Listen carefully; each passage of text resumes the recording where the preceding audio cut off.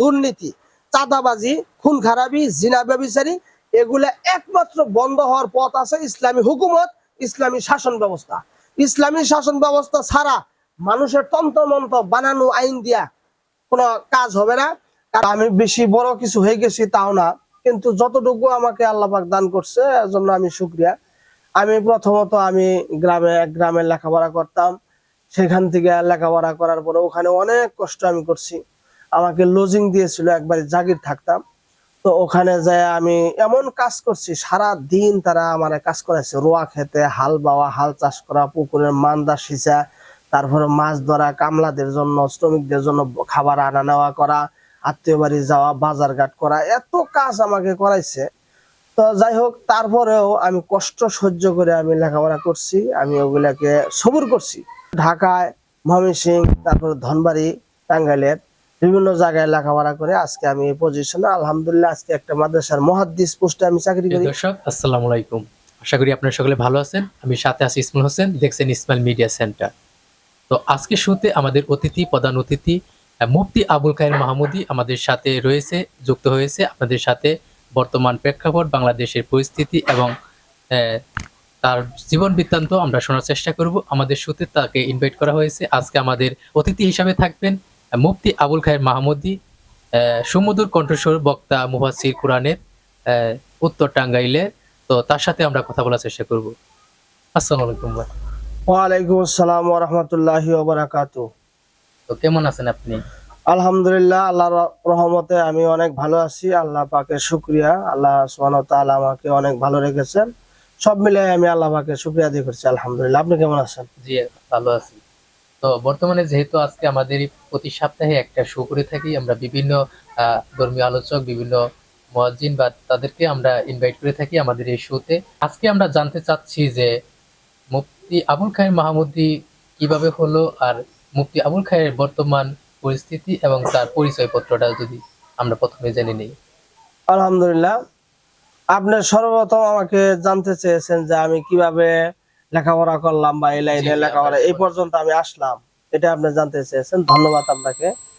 তো আমি বলবো যে আসলে এই কওমি মাদ্রাসায় বা ইসলামিক লাইনে লেখাপড়া করা এটা সবার ভাগ্য হয় না, এটা একটা আল্লাহ পাকের নিয়ামত।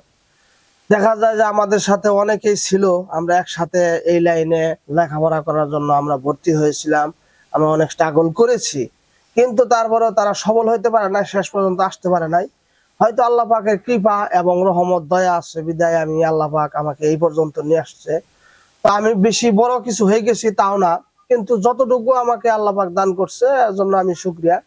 আমি প্রথমত আমি গ্রামে লেখাপড়া করতাম। সেখান থেকে লেখাপড়া করার পরে ওখানে অনেক কষ্ট আমি করছি। আমাকে লজিং দিয়েছিল, একবারে জাগির থাকতাম। তো ওখানে যায় আমি এমন কাজ করছি, সারা দিন তারা আমার কাজ করাইছে। রোয়া খেতে, হাল বাওয়া, হাল চাষ করা, পুকুরের মান্দা সিঁচা, তারপরে মাছ ধরা, কামলাদের জন্য, শ্রমিকদের জন্য খাবার আনা নেওয়া করা, আত্মীয় বাড়ি যাওয়া, বাজার ঘাট করা, এত কাজ আমাকে করাইছে। তো যাই হোক, তারপরেও আমি কষ্ট সহ্য করে আমি লেখাপড়া করছি। আমি ওগুলাকে সবুর করছি। তারপরে ঢাকায়, ময়মনসিংহ, তারপরে ধনবাড়ি, টাঙ্গাইলের বিভিন্ন জায়গায় লেখাপড়া করে আজকে আমি এই পজিশনে আলহামদুলিল্লাহ আজকে একটা মাদ্রাসার মুহাদ্দিস পোস্টে আমি চাকরি করি। আমি হাদিস পড়াই এবং পাশাপাশি একটা জামালপুরের সবচেয়ে বড় মসজিদ, ওই মসজিদের ইমাম এবং খতিবের দায়িত্ব পালন করতেছি। সব মিলে আমি এই লাইনে আল্লাহ পাক এই লাইনে আমাকে রাখছে, আল্লাহ পাকের দিনের লাইনে, ইসলামের লাইনে। পাশাপাশি আমি একজন ওয়াইএস, সারা দেশ, সারা বাংলাদেশে আমি মাহফিল করি, প্রোগ্রাম করি। তো আমার শ্রোতা ভক্তবিন্দু এবং আমার বক্তব্যে, ওয়াজে অনেকেই সন্তুষ্ট এবং আমি অনেক দাওয়াতও পাই। তো সেই হিসাবে সব মিলে আমি আল্লাহ পাকের সিজদায় লুটিয়ে পড়বো, আল্লাহ পাকের শুকরিয়া আদায় করছি আলহামদুলিল্লাহ। তো আমরা অনেকেই দেখি যে অনলাইন সোশ্যাল মিডিয়াতে কিন্তু আপনাকে দেখা যাচ্ছে বা আপনার একটা ফেস পরিচিতি আছে, আপনি ওয়াজ করেন। তো আপনার এই ওয়াজের বয়স কত এবং কিভাবে এটা শুরু হলো, আপনি কিভাবে এই জায়গায় আসলেন? আমার ওয়াজের বয়স আসলে কি, আমি তো একজন টিচার হিসেবে আসছি, অর্থাৎ কওমি মাদ্রাসা যে সিলেবাস, সেই সিলেবাসে আমি একজন দক্ষ স্কিলফুল শিক্ষক হিসেবে আমি ওখানে আছি। তো আমি যে কোনো বিভাগের যে কোনো সিলেবাসের কিতাব সেগুলো আমি পড়াইতে সক্ষম আলহামদুলিল্লাহ। তো আমি দীর্ঘদিন যেমন শিক্ষকতার পাশাপাশি আমি নিজেকে ট্রাই করতে শুরু করলাম যে আমি কিভাবে মানুষের মাঝে ইসলামের কথা সুন্দরভাবে বক্তব্যের মাধ্যমে আমি উপস্থাপন করতে পারি, সেই বিষয়ে আমি যখন মনোযোগী হইলাম, নিজেরও এখানে চেষ্টাও আছে। যখন আমি একা একা বসে থাকি, আমি একটা জিনিস কিভাবে মানুষের সামনে, শ্রোতাদের সামনে আমি কিভাবে তুলে ধরবো, সেটা আমার একটা প্রস্তুতি থাকে। আমি নিজে নিজে প্রস্তুতি নেই, প্রস্তুতি নেওয়ার পরে আমি হুবহু ওইটাই আবার শ্রোতাদের সামনে সুন্দরভাবে উপস্থাপনা করার চেষ্টা করি। এটা অনেকে মনে করে যে মানে বয়ানে বসলেই মনে হয় বয়ান হয়ে যায়, আসলে বিষয়টা এরকম না। এর আগে একজন বক্তা বা ওয়াইস, তার অনেক শ্রম থাকে, অনেক প্রিপারেশন থাকে, অনেক প্রস্তুতি থাকে, তারপরে সে একজন আস্তে আস্তে ধীরে ধীরে সে বক্তব্যের লাইনে এমন পর্যায়ে যায় মানুষ তার বক্তব্যটাকে পছন্দ করে, খুব ভালোবাসে। তো আমিও এইভাবে এই ধারাবাহিকতায় আমি আসতেছি। তো আমি আমি আগে থেকেই ওয়াজ করি, ময়দানে কাজ করি। তারপরেও কিন্তু বিগত 4-5 বছর যাবত আমি খুব ওতপ্রোত ভাবে আমি এটার মধ্যে লাগাই আছি। আমি অনেক কাজ করতেছি, স্ট্রাগল করতেছি, মানুষ আমাকে দাওয়াত দিতেছে, আমিও আলহামদুলিল্লাহ প্রত্যেকটা মাহফিলে যত কাজই থাক অ্যাটেন্ড করার জন্য চেষ্টা করতেছি আলহামদুলিল্লাহ। তো বর্তমানে সময়ে আমাদের দেশের যে একটা পরিস্থিতি, আপনি হয়তো জুলাই মাসের যে কাহিনীটা, 31শে জুলাই, সেটা আপনি অবশ্যই জানেন। দেশের পরিস্থিতিও কিন্তু অন্যরকম একটা পর্যায়ে গিয়েছে। সেটাও আমি আপনাদের সাথে জানার চেষ্টা করি। এই যে আমাদের সামনে যে নির্বাচন, এই নির্বাচনেও কিন্তু একটা অন্যরকম একটা পরিস্থিতি তৈরি হয়েছে। তো আপনি দেশের সম্বন্ধে কি জানেন বা দেশ সম্বন্ধে কি বলতে চান, যে বর্তমান যে দলগুলো আছে, আপনি কি তাদের ভাষা কি, আপনার কি বলতে চাচ্ছেন তাদের আলহামদুলিল্লাহ, কাছে? আপনাকে ধন্যবাদ, কারণ আপনি একটা চমৎকার একটা প্রশ্ন করছেন। এই সময় উপযোগী এই প্রশ্নটা এখানে দরকার ছিল। তো আপনার প্রশ্নের উত্তরে আমি বলতে চাই যে আসলে আমরা বাংলাদেশের মানুষ, আমরা ছোট্ট একটা বাংলাদেশে বসবাস করি। আমাদের দেশের অর্থনৈতিক অবস্থা অন্যান্য দেশের চেয়ে অনেক কম। কম। আমাদের অস্ত্র বস্ত্র ধনে বলে সব দিক সব দিয়ে আমরা দিকেই কম। কম। শুধু আমরা পেয়েছি সুজলা সুফলা, একটা সবুজ শ্যামল বাংলাদেশ পেয়েছি, এটাই আমাদের পাওয়া। জি। এর বাইরে কিন্তু আমাদের অস্ত্র বলে ধনে বলে আমরা কিন্তু যারা উন্নত দেশ তাদের সাথে টক্কর দেওয়ার কোনো সামর্থ্য আমাদের নেই। নেই। এই বাংলাদেশে অনেক মুসলিম, যেখানে 95% মুসলমান আছে, সেই মুসলিম দেশে আসলেও ইসলামিক মুসলমানের সংখ্যা বেশি, আলেম ওলামাদের সংখ্যা বেশি, পীর মাশায়েখের সংখ্যা বেশি। এখানে তথাকথিত অর্থাৎ সুপরিচিত দুইটা দল আমাদের বাংলাদেশে, অনেক প্রাচীন দল, বিএনপি আর আওয়ামী লীগ। সরাসরি আমরা যদি বলতে চাই, তো বিএনপি আর আওয়ামী লীগ তারা কাজ করতেছে, তারা ক্ষমতায় বারবার, একবার এক দল আসছে, আবার গেছে, আবার আসছে, এইভাবে উত্থান পতন হয়েছে। তো আবার 24-এ যখন আমাদের গণ অভ্যুত্থান হলো, সেই আন্দোলনে আমরা নতুন একটা বাংলাদেশ ফিরে পাইলাম। তো এখন রাজনীতি পরিস্থিতিটা একটা ছড়ায় ছিটাই গেছে, একটা এলোমেলো অবস্থা হয়ে গেছে। তো সেই ক্ষেত্রে ইসলামিক অনেক দলগুলো আছে, ইসলামিক দলের তারা চাচ্ছিল যে পরস্পর আমরা একটা প্ল্যাটফর্মে আসব, একটা জোটে আসব, জোটে আইসা আমরা একটা ভারী দল করব, আর সেই ভারী দলের মাধ্যমে আমরা রাজনীতিতে নির্বাচনে অংশগ্রহণ করব, আর সেই অংশগ্রহণের মধ্য দিয়ে আমাদের একটা দল হবে, আমরা সংসদে যাব, ইসলামিক কোরআনের বিভিন্ন আইন কানুন আল্লাহ পাক যেটা পছন্দ করে এগুলা মানব সমাজে আমরা আইন প্রণয়ন করার জন্য চেষ্টা করব। এই বিষয়ে তাদের ধ্যান ধারণা ছিল। তো যাই হোক, তো এখন বাংলাদেশে আমি যদি বলতে চাই, আপনি যদি আমাকে প্রশ্ন করেন যে জনাব মোহতারাম, ইসলামী দল বা ইসলামিক শাসন কেন প্রয়োজন, না, সেটাই আমি বলতে চাচ্ছি যে এর পরবর্তী আপনাকে জিজ্ঞাসা করবো যে কেন আপনারা মনে করেন যে এটা প্রয়োজন। হ্যাঁ, এইটা কিন্তু সবচেয়ে বেটার একটা প্রশ্ন, বেটার কোশ্চেন, যে কেন ইসলামিক শাসন দরকার। ইসলামিক শাসন এই জন্যই দরকার যে ইসলামিক শাসন যখন প্রতিষ্ঠা হবে, তখন আমাদের বাংলাদেশের প্রত্যেকটা মানুষ, ছোট বড়, ধনী গরিব, আবাল বিদ্যা বনিতা, যে কোনো মানুষ তার নিজ নিজ অধিকার সুন্দরভাবে প্রতিষ্ঠা লাভ করতে পারবো। নিজ নিজ অধিকার তারা পাবে।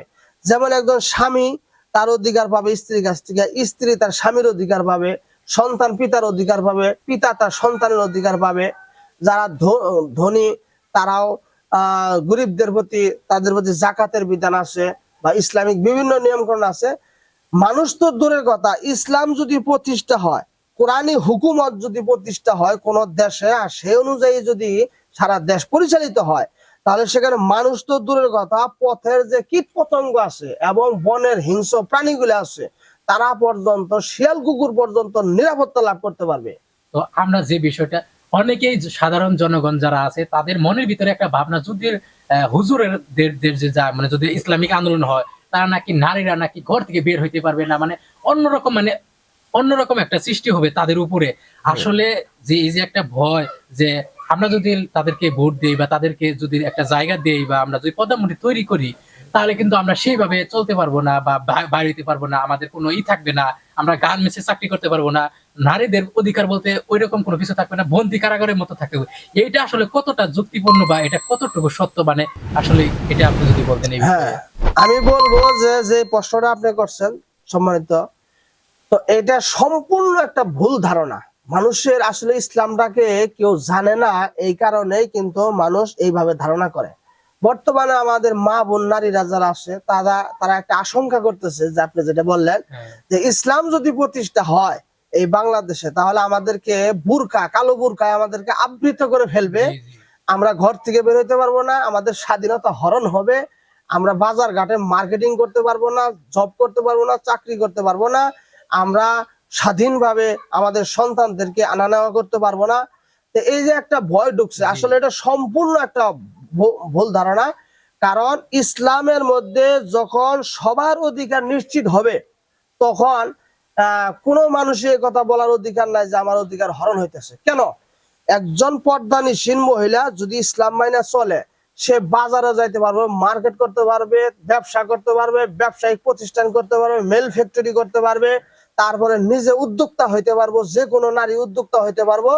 কিন্তু তার জন্য নির্দিষ্ট নীতিমালার মধ্যে যখন থাকবে, তখন তার এটা আরো বেশি নিরাপত্তা হবে, জি, তার স্বাধীনতার আরো বেশি নিরাপত্তা হবে। আমি মনে করি একজন নারী, ওই যে কোরআনের মধ্যে, ইসলামের মধ্যে আল্লাহ রসুল বলছে যে যখন ইসলাম প্রতিষ্ঠিত হয়, ইয়ামেন শহর থেকে সনা শহর পর্যন্ত একজন মানুষ রাত্রের অন্ধকারে, যুবতী একজন মানুষ একা চলবে, কিন্তু তার মনের মধ্যে এই আশঙ্কা থাকবে না যে আমাকে কেউ আক্রমণ করতে পারে। জি, জি। ঠিক প্রত্যেকটা মানুষ রাতের একটা দুইটা একজন নারী রাস্তা দিয়ে তার নিজ কাজ করতে থাকবে, তার নিজের ব্যক্তিগত কাজ করতে থাকবে, অফিস আদালত করতে থাকবে, একটা মানুষ চোখ তার দিকে তাকাইতে পারবে না খারাপ দৃষ্টিতে, এবং তার নিরাপত্তা আরো নিশ্চিত হবে, নিজের স্বাধীনতা নিশ্চিত হবে, তারপরে নিজের মার্কেটিং নিশ্চিত হবে, নিজের সন্তানদেরকে লালন পালন করাটা নিশ্চিত হবে, তারপরে তার অধিকার নিশ্চিত হবে। এমনকি সে যদি উদ্যোক্তা হইতে চায়, মেল ফ্যাক্টরি করতে চায়, ব্যবসা বিজনেস করতে চায়, জি। এটা তার জন্য একবারে স্বাধীনভাবে করতে পারবে। কারণ ইসলাম তার সমস্ত নিরাপত্তা এই ইসলামী শাসন ব্যবস্থা গ্রহণ করবে, সেই ক্ষেত্রে তার কোনো ভয় থাকবে না। আমরা জানি ইতিহাসের পাতা থেকে আমরা যদি শুনতে পাই, আম্মা জান হযরত খাদিজাতুল কুবরা রাদিয়াল্লাহু তাআলা আনহা, তিনি একজন ব্যবসায়ী লোক ছিলেন, জি। তিনি মহিলা, কিন্তু মক্কার মধ্যে সুনাম ধন্য একজন বংশের মধ্যে তার জন্ম হয়েছে, এবং তিনি এমন ভাবে ব্যবসা করেছেন, সারা মক্কার ভিতরে তিনি টপ ব্যবসায়ী ছিলেন, একজন একজন মহিলা হয়ে নারী উদ্যোক্তা ছিলেন। আল্লাহর রসুল তাকে নিজে সাপোর্ট করেছেন, এবং কি তিনি একজন পপুলার এবং সুপ্রসিদ্ধ এবং কি সফল ব্যবসায়ী হিসেবে হযরত আম্মা জান খাদিজাতুল কুবরা রাদিয়াল্লাহু তাআলা আনহা প্রসিদ্ধ ছিলেন। সুতরাং আমি মনে করি ইসলাম যদি প্রতিষ্ঠা হয়, কোরআন যদি প্রতিষ্ঠা হয়, তাহলে সারা বাংলাদেশের প্রত্যেকটা নারী খাদিজাতুল কুবরার মতো নিজের ব্যবসা, স্বাধীন ব্যবসা, তারপরে নিজের কাজকর্ম উদ্যোক্তা হিসেবে ব্যবসা বাণিজ্যের ক্ষেত্রে খাদিজাতুল কুবরার মতো স্বাধীনতা লাভ করতে পারবে। তো আরেকটা কথা, আমি একটা বিষয় জানতে চাচ্ছি। তো আমাদের দেশে কিন্তু হিন্দু, বৌদ্ধ, খ্রিস্টান আছে। তো তারা বলছে, যারা হিন্দু ধর্মের যারা লোক আছে, তারা বলতেছে যদি ইসলামিক ইসলামী শাসন ব্যবস্থা, শাসন ব্যবস্থা যদি আসে, তাহলে তো আমাদের কোনো নিরাপত্তা থাকবে না, আমাদের তো অন্যরকম ভাবে চলতে হবে, আমাদের কোনো মানবে না, করবে না। এটা আসলে কত এইটাও এর জন্য তারা তো একটা গুটের মানুষ, বা তারা একটা খ্রিস্টান আছে, হিন্দু আছে, তাদের ব্যাপারে আপনি কি বলবেন? তাদের জন্য কি এরকম কঠিন করা হবে নাকি কোন, মানে তাদের যে নিয়মটা প্রাপ্তিরা, ব্যক্তিগত ধর্মীয় আঘাত, এটার বিষয়ে যদি বলতেন। হ্যাঁ, এটাও আপনি সুন্দর কথা বলছেন, পাশাপাশি এই কথাটা পরিষ্কার করার দরকার।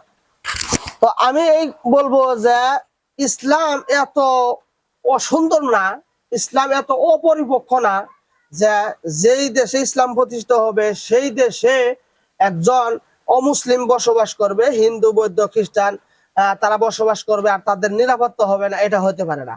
আমরা জানি রসুলের হাদিস থেকে একজন মুসলিম একজন ইহুদির বিরুদ্ধে নবীজির দরবারে অভিযোগ করছিল। নবীজি এই মুসলমানের সাক্ষী ছিল না বিদায় ইহুদির পক্ষে নবীজি ফায়সালা দিয়েছিল। জি ঠিক অনুরূপ ভাবে যদি ইসলামী হুকুমত প্রতিষ্ঠা হয়, ইসলামী শাসন ব্যবস্থা বাংলাদেশে প্রতিষ্ঠা হয়, আমাদের যারা বিধর্মী আছে, সংখ্যালঘু লোক আছে, তারা তাদের অধিকার নিশ্চিতভাবে লাভ করতে পারবে। এখন তো তারা তাদের অধিকার পাচ্ছে না। তারা এই দেশের যেভাবে যতটুকু অধিকার পাওয়ার দরকার তারা সেভাবে পাচ্ছে না। তাদের যে নীতিমালা আছে, তাদের আলাদা ধর্ম থাকতে পারে, সেই ধর্মের নীতিমালায় তারা সবার অধিকার ফিরে পাইতেছে না, যার যার হক সে আদায় করতে পারতেছে না। আর ইসলাম যখন প্রতিষ্ঠা হবে তখন তাদের নিজেদের ধর্মের মধ্যে যে নিয়ম কানুন গুলো আছে, এগুলো একজনের হক আরেকজনের কাছে ফিরাই দেওয়ার জন্য ইসলাম নিজে তাকে সাহায্য করবে। আরো ইসলাম তারা সহযোগিতা করে তার প্রাপ্তি তার কাছে ফিরাই দিবে। সেই ক্ষেত্রে তাদের মধ্যে কন্দল হইলে তাদের ধর্মীয় অনুশাসন অনুযায়ী তাদের কন্দল কিভাবে মিটানো যায় সেটা পুরা নিরাপত্তার দায়ভার ইসলাম গ্রহণ করবে। তাদের কোনো অসুবিধা থাকবে না, তারা আরামে ঘুমাবে।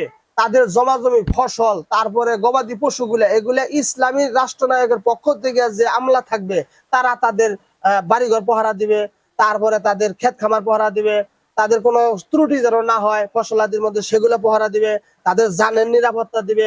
সমস্ত কিছু ইসলামী খেলাফত, ইসলামী হুকুমত তাদের নিরাপত্তা দিবে।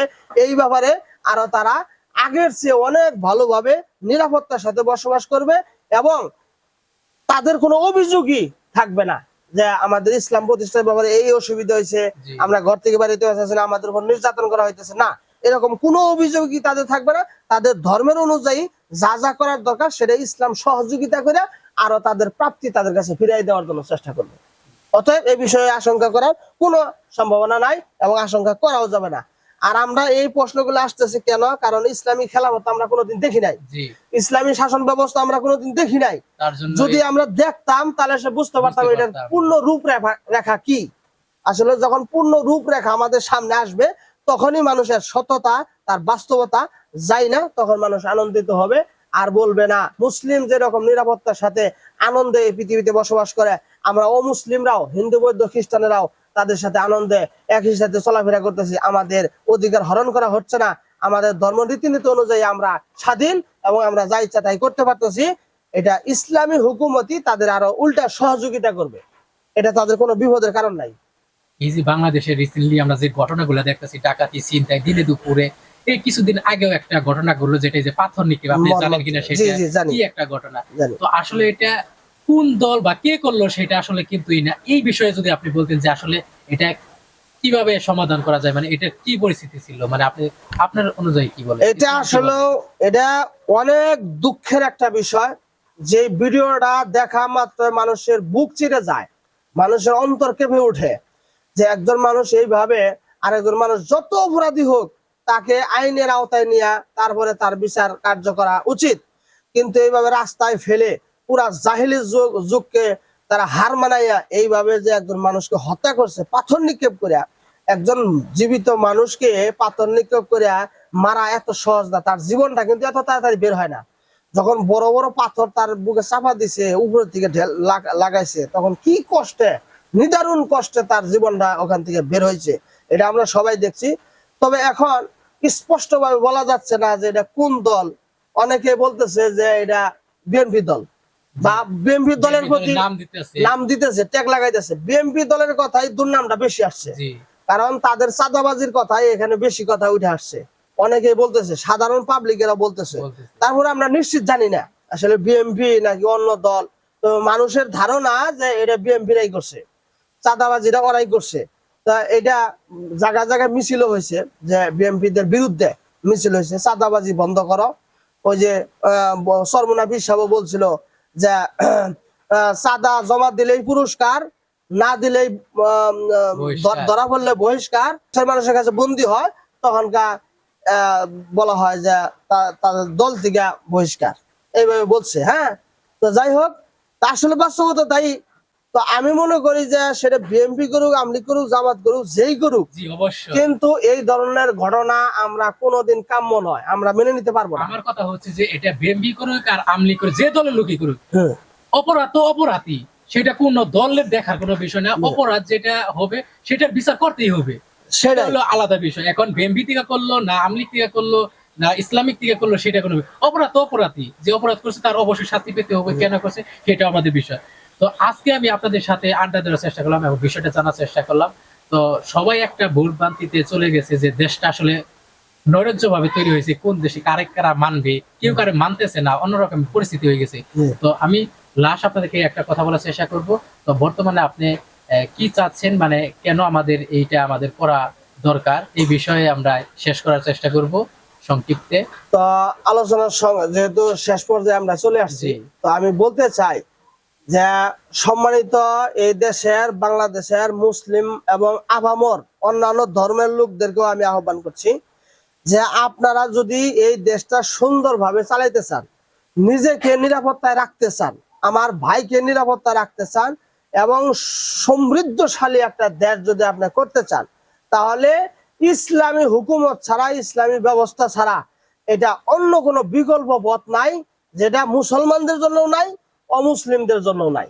যখন ইসলামী হুকুমত প্রতিষ্ঠা হবে তখন দেশের আইন ঠিক থাকবে, শৃঙ্খলতা ঠিক থাকবে, দেশের নিয়ম কানুন ঠিক থাকবে, দুর্নীতি বন্ধ হয়ে যাবে, সুদ ঘুষ এগুলো বন্ধ হয়ে যাবে।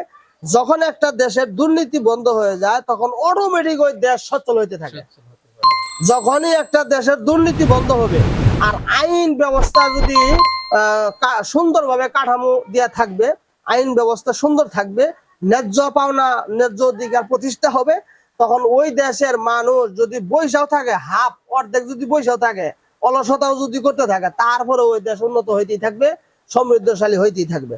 কারণ এই দেশ থেকে দুর্নীতি বন্ধ করতে হবে, এই দেশ থেকে চাঁদাবাজি বন্ধ করতে হবে, এই দেশ থেকে নারী নির্যাতন বন্ধ করতে হবে, জিনা ব্যভিচার বন্ধ করতে হবে, অন্যের মাল আত্মসাৎ করা এটা বন্ধ করতে হবে।